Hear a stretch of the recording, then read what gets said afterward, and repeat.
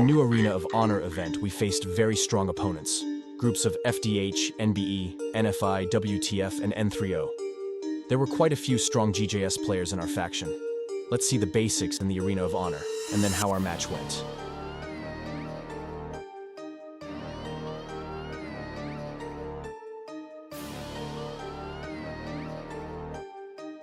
At the start of the event, the strongholds and the clan castle are opened. Clan castle gives 400 points for first capture, and 200 points every minute.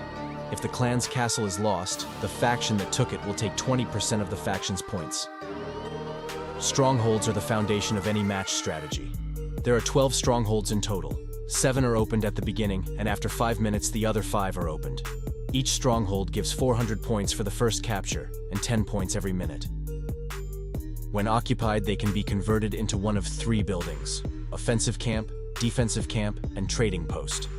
Offensive and defensive camps add more NPS army to defend and attack, while trading post gives points every minute.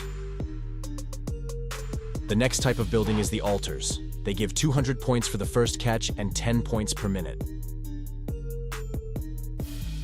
Once occupied, altars allow for a variety of buffs to choose from, with buffs being able to level up.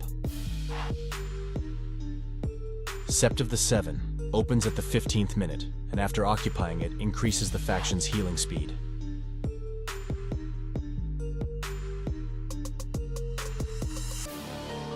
At the 20th minute of the match, 2 more buildings are opened: Mercenary Camp and Dragon Pit.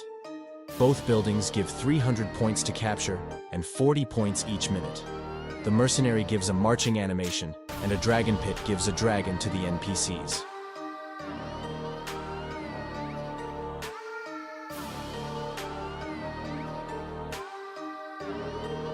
The next building is City of Glory.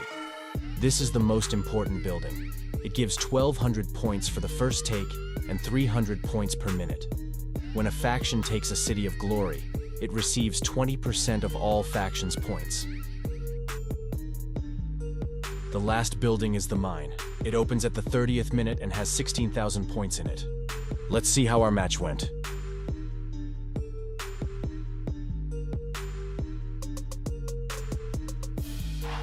We bet on more offensive camps and several defensive ones, as we did not make a single trading post. To strengthen the NPCs, we also concentrated on the Mercenary and Dragon Pit.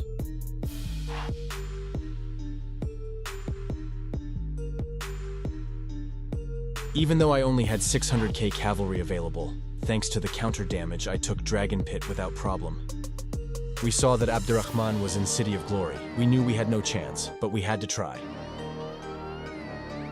Even though he's on infantry and I attack him with pure cavalry, thanks to the big counter damage reduction he gets from Darren and the extra army from the Night King, I lose the fight.